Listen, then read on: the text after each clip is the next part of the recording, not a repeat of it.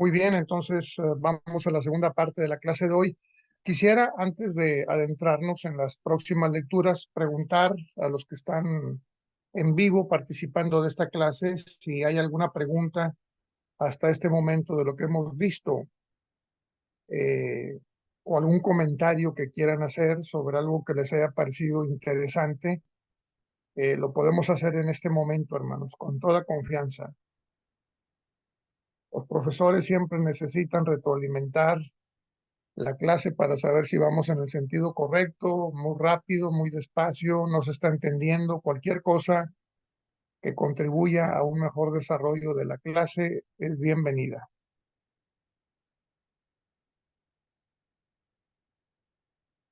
Muy bien, entonces, igual, si hay preguntas al final de la sesión, en unos 30 minutos más, la pueden presentar también, hermanos. Aprovecho para decir que por correo electrónico ya me han hecho un par de preguntas, ya las respondí. También es otro medio por el cual podemos responder inquietudes sobre la clase de doctrinas distintivas. Muy bien, entonces estamos hablando de Jesús, el unigénito Hijo de Dios, y para hablar de su naturaleza como Dios, tenemos este apartado que dice: comparte, hablando de Cristo, los nombres y la naturaleza de Dios, ¿verdad? La naturaleza única e identidad de Jesucristo son mejor vistas en las Escrituras por el hecho de que varios nombres divinos son utilizados en referencia tanto al Padre como al Hijo. Por ejemplo, en el Antiguo Testamento, el nombre hebreo de Dios es Jehová o Yahweh, que significa Señor. Es posteriormente empleado en el Nuevo Testamento para la persona del Hijo de Dios, es decir, de Jesucristo. Mateo 3:3, Marcos 1:2, Lucas 3:4-6. Se cita una profecía de Isaías 43: preparen en el desierto un camino para el Señor, o sea, Jehová. Enderezcan la estepa en un sendero para nuestro Dios. En Isaías el Señor es Dios. En los evangelios es Jesús. Y luego está Génesis 1:1, 2:4. Dios es el Señor, es decir, Jehová, Él es el creador. En Juan 1:1, Colosenses, Jesús es el creador de todas las cosas. En Hebreos 1:10, el Padre alaba al Hijo por la creación de los cielos y la tierra, refiriéndose al Hijo como Señor. En el tema de la creación, Cristo está asociado con el nombre Señor, Jehová, en la manera más cercana posible. Joel 2:32 dice: y todo el que invoque el nombre del Señor, Jehová, será salvo. Pablo citó esto en Romanos: todo el que invocare el nombre del Señor será salvo. En Joel, Jehová salva. En Romanos, Jesús salva. Así Jesús comparte el nombre de Jehová.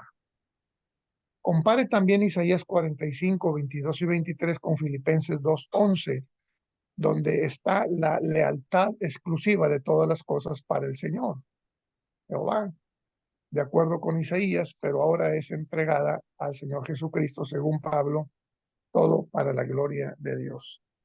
Bueno, viendo detalladamente los textos que hemos citado en este párrafo, nos vamos a dar cuenta, vamos a descubrir que el Antiguo Testamento, el nombre de Jehová significa Señor, y en el Nuevo Testamento se usa este término, Señor, para referirse a Jesucristo. Muy bien. Así vemos a los escritores y creyentes del Nuevo Testamento refiriéndose a Jesús como Señor, con la misma reverencia y la preeminencia que dieron a Jehová en el Antiguo Testamento. Entre otros ejemplos, llamando a Cristo y su Padre con los mismos nombres o títulos, están los siguientes. Primera de Timoteo 6 utiliza las expresiones Rey de Reyes y Señor de Señores, en un contexto que describe a Dios el Padre. La misma frase se utiliza como una descripción para el regreso de Cristo en Apocalipsis 19:16. Hebreos 1:8, citando a Salmos 45:6, muestra que Dios Padre puede dirigirse a su Hijo directamente como Dios. Pero con respecto al Hijo dice, tu trono, oh Dios, permanece por los siglos de los siglos, y el centro de tu reino es el cetro de justicia. También en Apocalipsis, Cristo es glorificado, tiene nombres para él mismo, Alfa y Omega, principio y fin, primero y último, que han sido reservados para Jehová, según Isaías 41, 44 y 48. Tomás se dirigió a Jesús como Señor mío y Dios mío, ¿no? En esta palabra inspirada por Dios. Uno de los discípulos, Tomás, así abiertamente, sin ninguna restricción, se dirige a Jesús como Señor mío, es como si dijera Jehová mío y Dios mío, Elohim mío, ¿verdad? El texto anterior nos introduce a una ilustración más gráfica del hecho de que los autores inspirados de la Biblia y los discípulos de Jesús podían hablar fácilmente de él en términos más altos, incluso llamándolo Dios. Vemos 10 ejemplos de esto y ahí están los títulos, ¿verdad? Desde Mateo hasta Primera de Juan, capítulo 5:20. Jesús no solo comparte los nombres de Dios, sino también su naturaleza. El texto de Filipenses que hemos estado citando, ¿verdad? Quien siendo por naturaleza Dios, no consideró el ser igual a Dios como algo a que aferrar. Luego el texto también dice, Él es la imagen del Dios invisible, porque a Dios le agradó habitar en Él con toda su plenitud. Toda la plenitud de la divinidad habita en forma corporal en Cristo. El Hijo es el resplandor de la gloria de Dios, fiel a la imagen de lo que Él es. Ahora también comparte las prerrogativas, es decir, los privilegios de Dios. Entre las evidencias más convincentes que la Escritura ofrece de la divinidad de Cristo y la igualdad de esencia con el Padre es esta: lo que solo Dios puede hacer, Jesús también lo hizo. Tenga en cuenta los siguientes ejemplos. Solo Dios es creador, Jesucristo creó, dice el texto, por medio de él, es decir, del Verbo encarnado. Todas las cosas fueron creadas. Sin él, sin Cristo, nada de lo que fue creado llegó a existir, ¿verdad? Ahí están los textos. Solo Dios salva y perdona pecados. Bueno, Jesús hace lo mismo. Él dijo, Hijo, tus pecados quedan perdonados. Estaban sentados ahí algunos maestros de la ley que pensaban, ¿quién puede perdonar pecados sino solo Dios? Pues para que sepáis que el Hijo del Hombre tiene autoridad en la tierra para perdonar pecados, y hasta ahí el texto de Marcos 2:5, ¿no? Cuando levanta a aquel paralítico, ¿verdad? Jesús hace una advertencia, un desafío para los escribas y fariseos que estaban celosos de que Jesús haya perdonado los pecados del paralítico. Y entonces ellos dicen, bueno, ¿y quién puede perdonar pecados? Solo Dios. Y Jesús le dice, bueno, ¿qué es más fácil decir al paralítico? ¿Tus pecados te son perdonados? O levántate y toma tu lecho. ¿Qué es más fácil, hermanos? Pues obviamente tus pecados te son perdonados. ¿Por qué? Porque esa es una cuestión interna. Nadie tiene por qué ver nada. Pero decirle al paralítico, levántate, toma tu lecho y vete a tu casa, eso no cualquiera lo puede decir. Solamente alguien que tenga verdadero poder y autoridad para levantar a alguien que ha sido paralítico toda su vida, porque eso sí estaría expuesto a la vista de todos los asistentes. Si no se levanta el paralítico, Jesús pierde toda su credibilidad. Pero ojo, el paralítico se levantó. Bueno, si pudo levantar al paralítico, ¿verdad? Lo vieron todos. Entonces, con esa misma autoridad, él perdonó los pecados a ese paralítico. Solo Dios es sin pecado. Bueno, Jesucristo nunca pecó, porque no tenemos un pontífice incapaz de compadecerse de nuestras debilidades, sino uno que ha sido tentado en todo de la misma manera que nosotros, pero sin pecado. Pedro dice que ni aún en su boca fue hallado engaño, hermano. Por este texto de Hebreos es un texto realmente muy esclarecedor, porque aquí estamos viendo precisamente las dos naturalezas de Cristo, ¿no? La humana y la divina, ¿no? Dice Hebreos, porque no tenemos un pontífice que no se pueda compadecer de nuestras debilidades, sino uno que ha sido tentado de la misma manera que nosotros. Es decir, cuando nosotros nos dirigimos a Cristo para que interceda por nosotros, Él nos entiende lo que le digamos porque Él ya pasó por lo que nosotros pasamos, ya sufrió el rechazo, ya se supo lo que significa la experiencia de ser humano. Es más, sufrió toda la tentación que un ser humano podía sufrir, porque a él lo tentó directamente Satanás.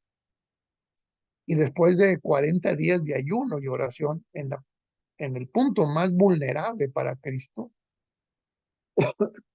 Satanás lo tienta, pero nunca pudo vencerlo.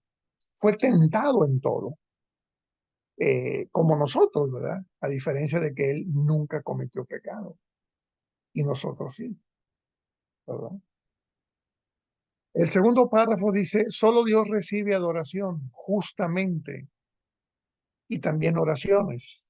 Bueno, Jesús recibió ambas. Vinieron al niño Jesús con María, su madre, y postrándose le adoraron. Mientras lo apedreaban, Esteban oraba, Señor Jesús, decía, recibe mi espíritu, ¿verdad? El testimonio de Esteban, el primer mártir del cristianismo. Tercer párrafo, solo Dios ve los secretos de los hombres. Así lo hizo Jesús también. No necesitaba que nadie le informara nada acerca de los demás, pues él conocía el interior del ser humano, ¿verdad? Entonces, vean ustedes cómo los privilegios de Dios están también en Cristo. Dios controla los elementos, también Jesús lo hizo. Él es anterior a todas las cosas que por medio de él forman un todo coherente. Dios tiene vida en sí mismo, también Cristo. Entonces Jesús le dijo, yo soy la resurrección y la vida. Porque así como el Padre resucita a los muertos y les da vida, así también el Hijo da vida a quienes Él le place. Dios envía el Espíritu, también Cristo, cuando venga el Consolador que yo les enviaré de parte del Padre, el Espíritu de verdad. Dios es Rey y Juez, también Jesús lo es, según Juan 5, 22 y 27. Los puntos precedentes, es decir, lo que hemos visto, nos llevan a la firme conclusión de que Jesucristo es el Hijo de Dios. Era en su preexistencia y en su esencia eterna Dios, no un segundo Dios. Él compartía la singularidad deidad del Padre. Y Jesús fue presentado como tal en el anuncio inminente de su nacimiento. He aquí, una virgen concebirá y dará a luz un hijo y le pondrás por nombre Emmanuel, que significa Dios con nosotros. El significado absoluto de este pasaje resalta cuando lo leemos en el contexto de la profecía de Isaías que se cumple, Isaías 9. Se refiere a un hijo prometido, el hijo que reinará y será llamado, ojo con esto, hermanos, consejero, admirable, Dios fuerte, Padre eterno, príncipe de paz. Puros títulos de Dios desde el Antiguo Testamento, también dados al Hijo, a Jesucristo. Y su reinado se extenderá con su soberanía y su paz no tendrán fin.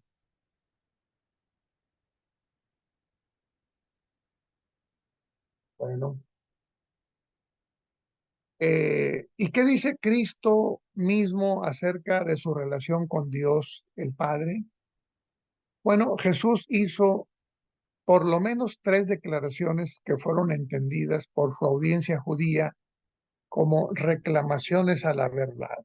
Primero, Jesús dijo, mi Padre aún hoy está trabajando y yo también trabajo. Así que los judíos redoblaban sus esfuerzos para matarlo e incluso llamaba a Dios su propio Padre, como lo que él mismo se hacía igual a Dios.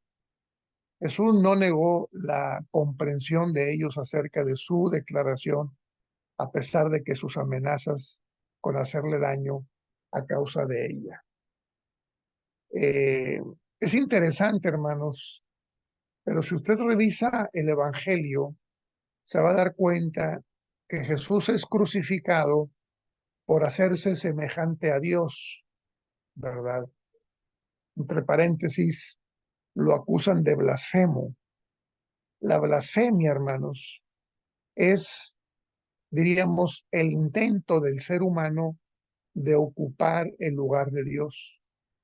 Y es el único pecado que no se perdona en la Biblia. Cualquier otro pecado tiene perdón. Divorcio, recasamiento, cualquier pecado. Si la persona se arrepiente, se humilla, Dios lo perdona. Pero hay un pecado que no tiene perdón. Y eso es blasfemar contra Dios, ¿verdad? Y por eso matan a Jesús, porque él, diríamos, se asemeja a Dios, ¿verdad? Habla de él mismo como si hablara del Padre. Hasta ahora mi Padre obra y yo también obro, ¿verdad? Entonces, cuando Jesús dice, destruyan este templo y yo en 3 días lo voy a reedificar. Anás, el sumo pontífice, dijo, ¿qué más pruebas queremos? Este se hace semejante a Dios. Nosotros tardamos 46 años en levantar este templo. ¿Quién se cree él que es? Pues no es que se creyera, es que él era el Hijo de Dios, de la misma naturaleza de Dios. Y por eso lo crucifican, ¿verdad? Tercer párrafo. Ciertamente les aseguro que antes de que Abraham naciera, yo soy. Se lo dijo a los fariseos. Debido a esto, los judíos indignados intentaron aprenderle por blasfemia, ¿no? Lo que estoy diciendo, asociando a su yo soy con la autorrevelación de Dios a Moisés, yo soy el que soy, ¿verdad? Esta misma reacción violenta al uso del yo soy de Jesús se ve en Marcos, lo que confirma que estas dos palabras eran un reclamo a la deidad autoexistente. Y no solo eso, hermanos, sino que si usted, por ejemplo, el Evangelio de Juan, va a encontrar en el Evangelio de Juan 7 veces que Jesús usa una metáfora utilizando precisamente estas palabras del yo soy. Yo soy la puerta, el que por mí entrare, ¿verdad? Yo soy el camino, la verdad y la vida. Yo soy el pan vivo que descendió del cielo. Yo soy la vid verdadera. Yo soy el buen pastor. Es decir, hay 7 menciones en el Evangelio de Juan donde Jesús usa la misma expresión que usó Dios cuando se dirigió a Moisés diciéndole, ve con Faraón y le dices, el yo soy, el Shaddai, me ha enviado. Y es lo mismo que hace Jesús. Muy bien. El Padre y yo somos uno. Nótese una vez más la reacción judía a esta afirmación. Tomaron piedras para apedrearlo por blasfemia, interpretando su declaración como una afirmación de ser Dios. El pronombre neutro griego en, traducido como uno, va más allá del significado que algunos le atribuyen de limitarse a ser uno en propósito con Dios. Al usar la palabra en, Jesús afirma su igualdad con Dios en carácter y naturaleza, preservando al mismo tiempo su individualidad personal, ¿no? Es una especie de paradoja, ¿verdad? Porque son dos, es el Padre y el Hijo, pero son uno, porque el Padre y el Hijo una misma cosa son. Pero bueno, decía yo al principio de la clase, es imposible para nosotros comprender de fondo todo el significado de la unicidad de Dios, ¿verdad? Pero tenemos estas aproximaciones que nos permiten tener certeza de quién es el Padre, quién es el Hijo y lo que la Biblia dice al respecto. Ahora, decía yo hace un momento en la clase que Jesús es subordinado al Padre en cuanto a autoridad, en cuanto a rango se refiere. Claro que sí, pero no hay ninguna competencia entre ellos, ¿verdad? ¿Por qué? Porque Jesús voluntariamente se hizo inferior, ¿verdad? La frase Hijo unigénito del Padre revela dos verdades complementarias acerca de Jesucristo. Uno, su naturaleza esencial, inherente, ¿no?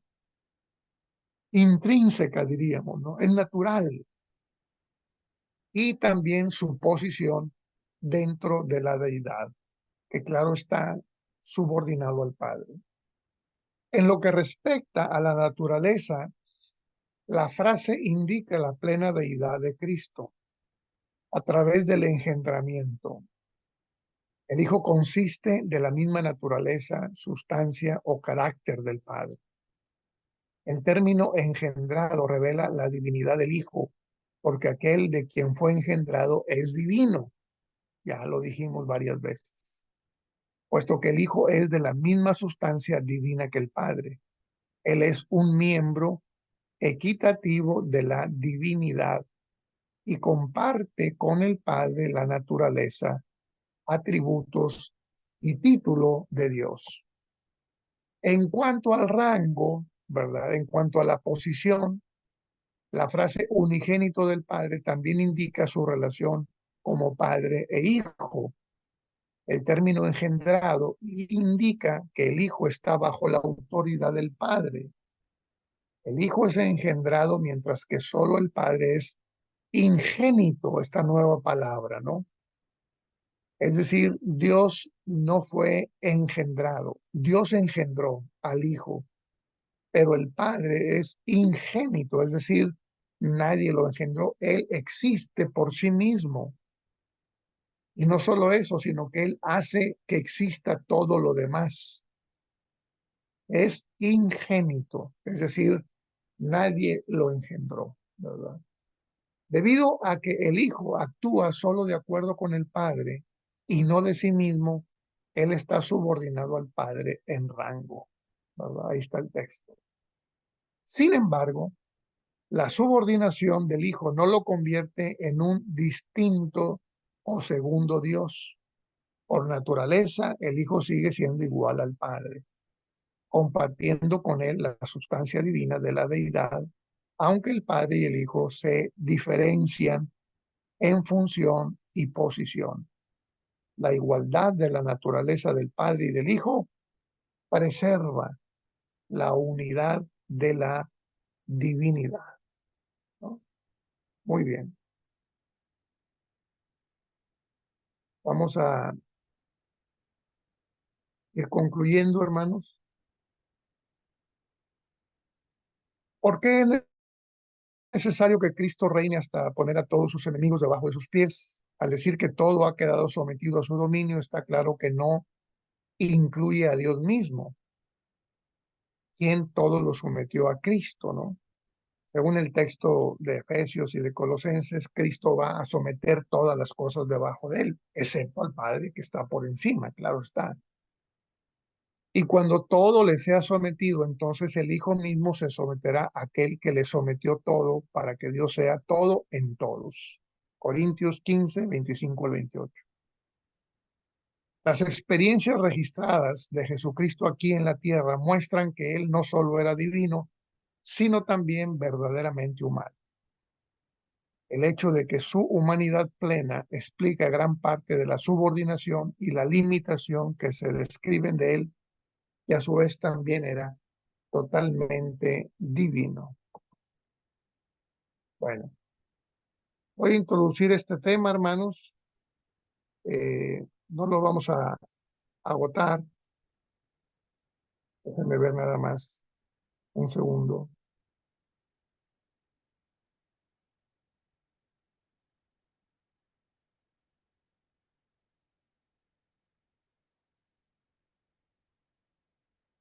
Perdí la lámina, hermanos, déjenme recuperarla.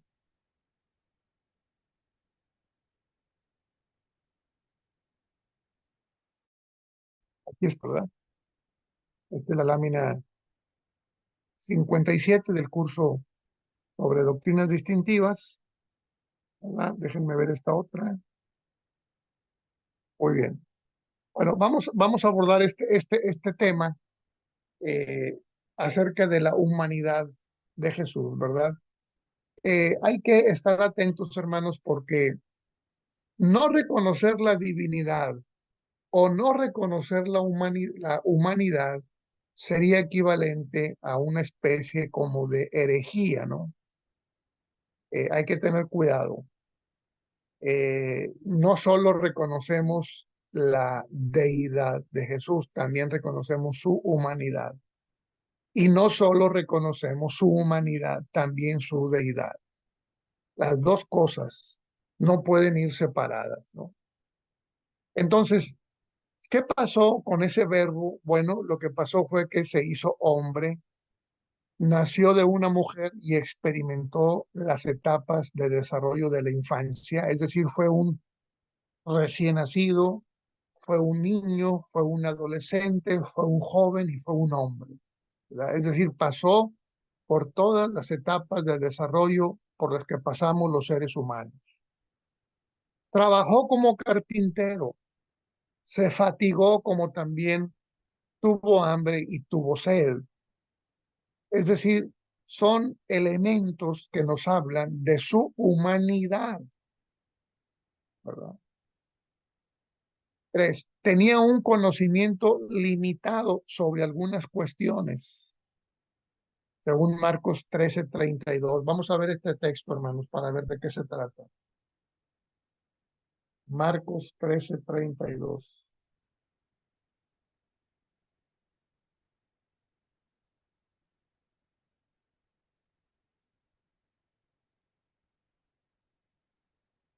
Marcos 13:32 dice: empero de aquel día y de la hora nadie sabe, ni aun los ángeles que están en el cielo, ni el Hijo, sino el Padre. ¿De qué está hablando aquí Jesús? De su segunda venida, de la fecha exacta. Dice que ni los ángeles ni él conocen la fecha de su segunda venida, sino solo el Padre. Esto también habla de su naturaleza humana. Cuarto, él experimentó las tentaciones humanas y las emociones de enojo y miedo. ¿Tuvo miedo antes de morir? Claro que sí. ¿Se enojó? Claro que sí. ¿Trastornó las mesas de los cambistas cuando visitó el templo convertido en un mercado, en un negocio redondo para el Sanedrín? ¿Expulsó a los cambistas, a los que vendían animales para las víctimas? Es decir, toda la experiencia humana y también todas las tentaciones, hermanos, ¿verdad? Él sufrió, sangró y murió como un hombre, ¿verdad? O sea, fue 100% humano. Por eso no hay que negar la humanidad de Jesús. Y tampoco se vale decir, ah, bueno, es que como era el Hijo de Dios, él hizo todo lo que tenía que hacer. Para él era fácil porque era el Hijo de Dios. No, señor.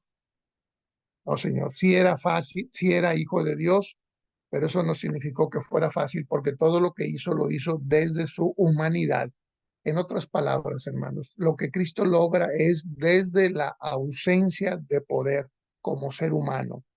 Como ser humano se vio limitado al espacio, al cuerpo, a la cultura, al ambiente, ¿verdad? Eh, y nació en un pesebre, es decir, en un establo donde están los animales. nunca tuvo nada. El día que entró a Jerusalén pidió el burro prestado. Es decir, todo lo que logra Jesús lo logra desde la ausencia del poder. Hablando del poder terrenal, del poder humano, lo que logra en cuanto a milagros se refiere es el resultado de su consagración a Dios, de su humanidad perfecta a la imagen y semejanza de Dios, y entonces Dios le respalda, como nos podría respaldar también a nosotros si tuviéramos la consagración que tuvo Cristo.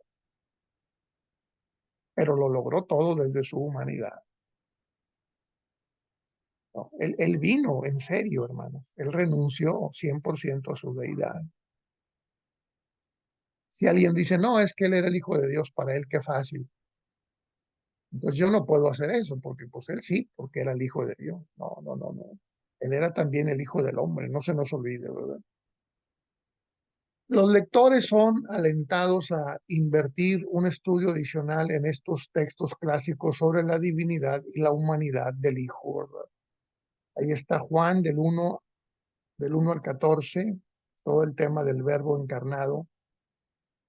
Está Filipenses 2, del 5 al 11, que ya citamos, ¿verdad?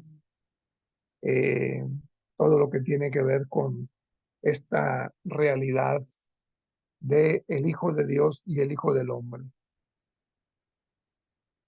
Aquí está el texto de Colosenses. Él es la imagen del Dios invisible, ¿no? Porque a Dios le agradó habitar en él con toda su plenitud. Ojo lo que dice Colosenses. Toda la plenitud de la divinidad habita en forma corporal en Cristo. Hebreos, Él es el resplandor de la gloria de Dios y la representación exacta de su ser, mucho mejor que los ángeles. Los ángeles son creados, el Hijo es engendrado. Los ángeles son adoradores, el Hijo recibe adoración. Los ángeles son creados y formados, el Hijo es el creador. Los ángeles son enviados por Dios, el Hijo es Dios con Dios.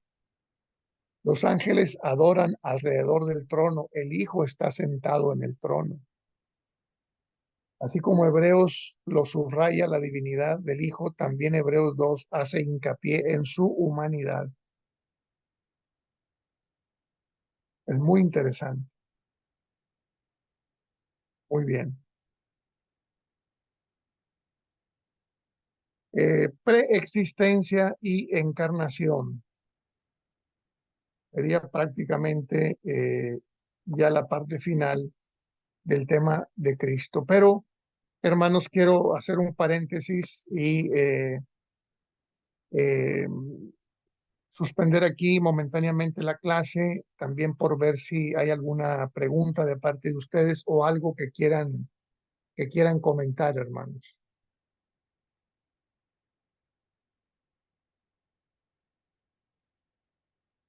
Permiso, pastor.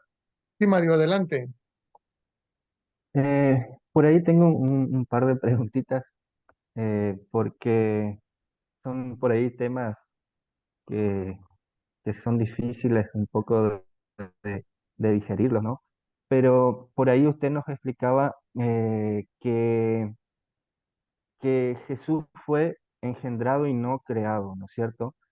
Y, y esto ocurre, ¿no es cierto?, al momento de nacer como hombre, ¿no? Y antes de eso, ¿cómo se lo puede considerar? Em, eh, ¿Cómo era antes de ser engendrado a venir al mundo, ¿no? Eh, Se le puede considerar como parte de Dios, como un ente separado de Dios, no sé si Sí, me explico. no, Sé sí te que explicas. después de nacer sí lo consideramos como engendrado, ¿no? Pero ¿cómo lo consideraríamos antes? Bueno, la semana pasada ofrecí una explicación para este misterio, ¿no? Un misterio es una verdad oculta, ¿verdad? No tiene que ver nada con películas de terror, ni mucho menos. Un misterio, bíblicamente hablando, es una verdad oculta.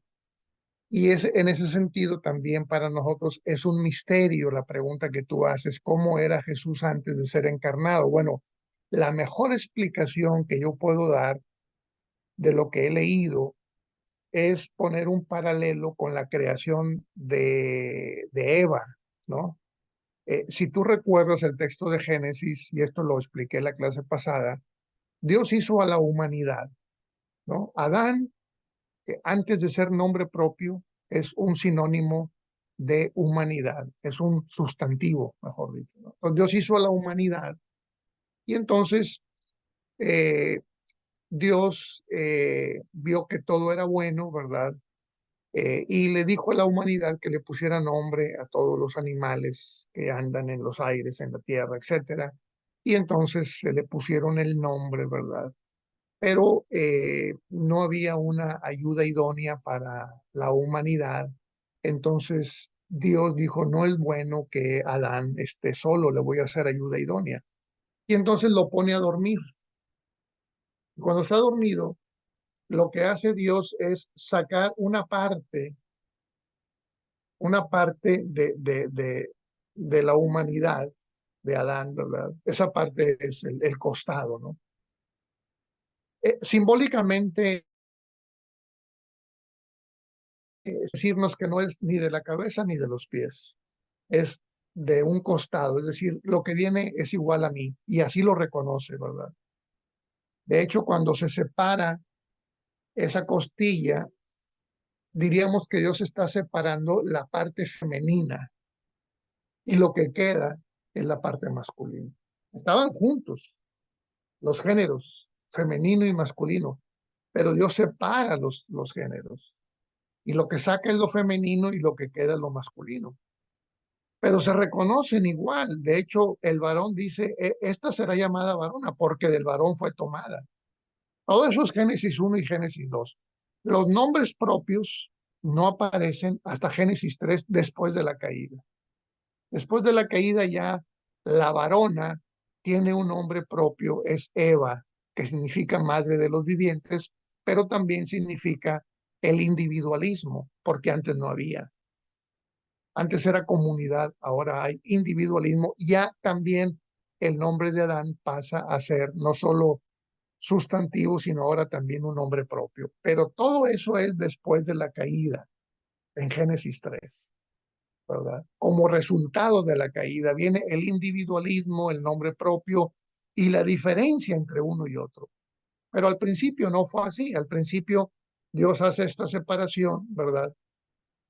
Y entonces lo que sale es la parte femenina y lo que queda es la parte masculina.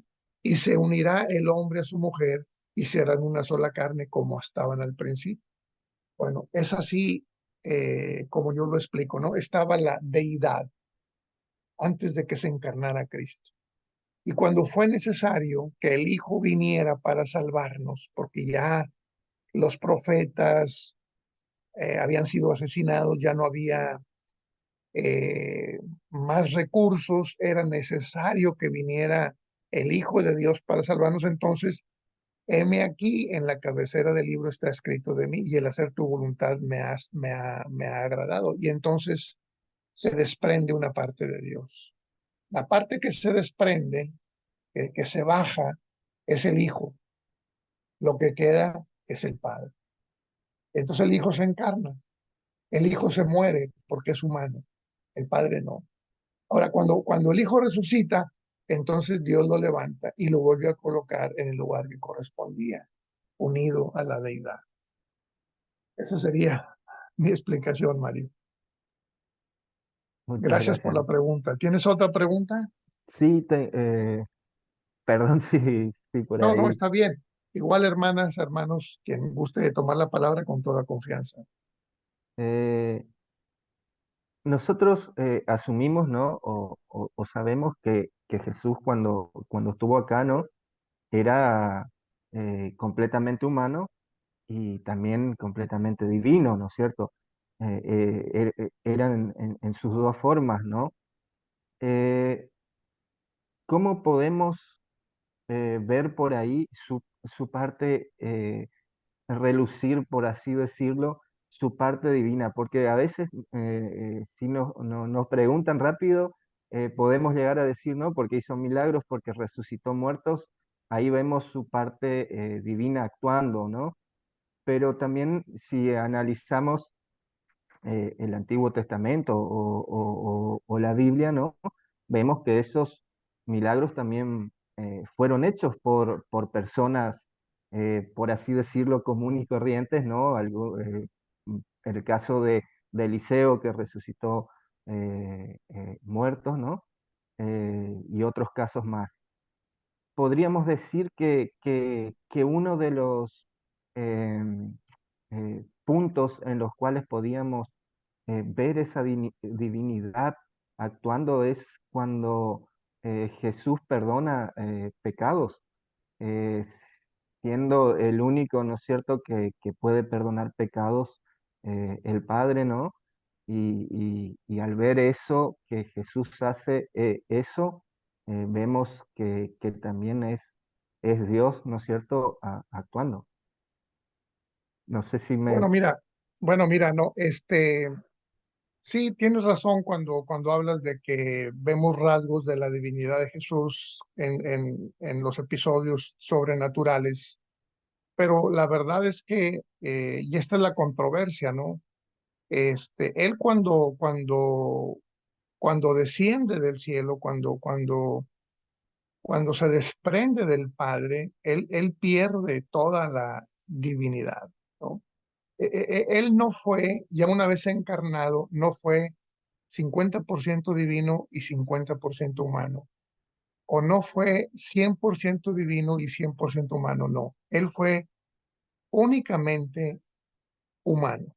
O sea, él se humanó 100%, no 99.9, no, 100% humano. Ahora, como humano y como los profetas de la antigüedad, hizo muchos milagros porque el Espíritu de Dios estaba en él.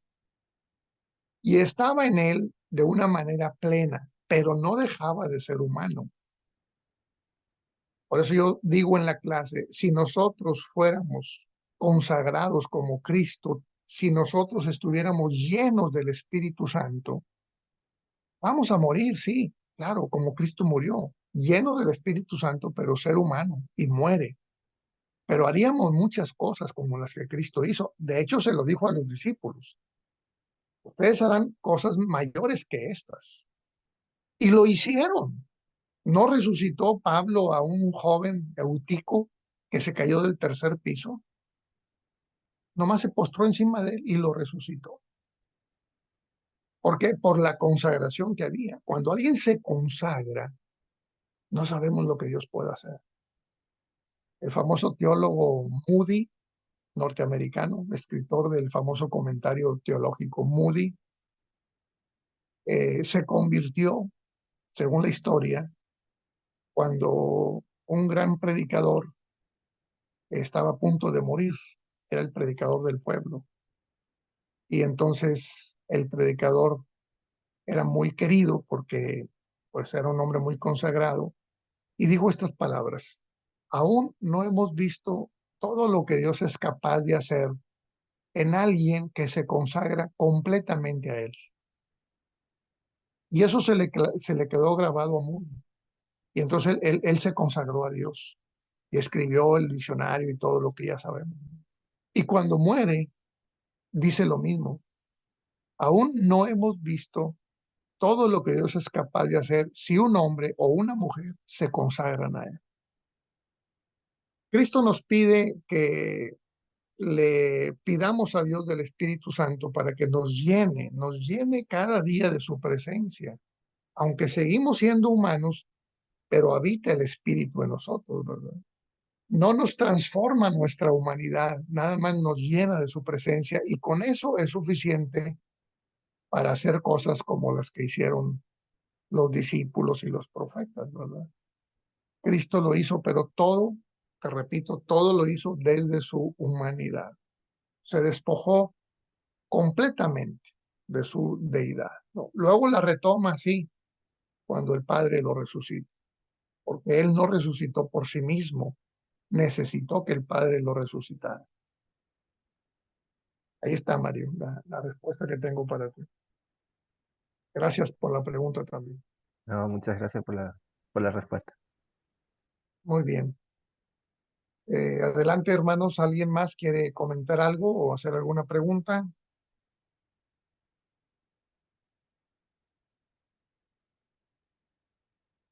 Bueno, parece que estamos bien. Bueno, entonces vamos a dejar aquí la clase. Hermana Esmeralda, ¿quiere comentar algo? Hermano, con todo lo que ahorita usted comentó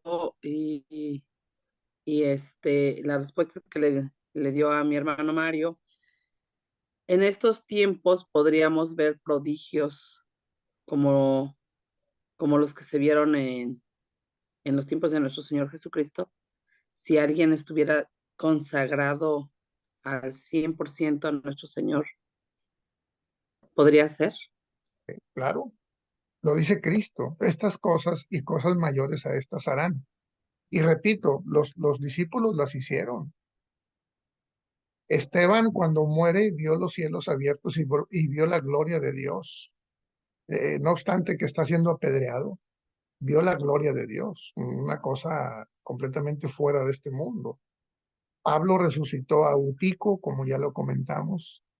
Pedro, con la pura sombra, sanaba a enfermos de todo tipo, expulsaron demonios. Esa es la propuesta de Cristo, ¿no? Que seamos verdaderamente cristianos.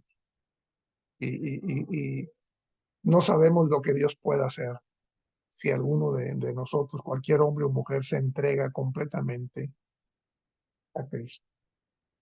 Gracias, hermana Esmeralda. Muy bien, hermanos, hermanas. Gracias por su atención. Vamos a concluir entonces. Mario, ¿puedes despedirnos en oración? Sí, cómo no. Oremos, hermano. Señor, te doy gracias por esta posibilidad que tenemos de estar estudiando más acerca de ti, Señor. Te damos gracias por la vida del pastor que nos está enseñando. Te doy gracias por la vida de los hermanos que están en la clase en vivo y también los que van a poder ver la clase grabada. Y te pido que nos cuides a todos nosotros, Señor. Te bendecimos y te damos infinitamente gracias por todo lo que estás haciendo y obrando en nuestras vidas. Te pido esto y te agradezco por todo en el nombre santo y bendito de tu Hijo Jesús. Amén. Amén.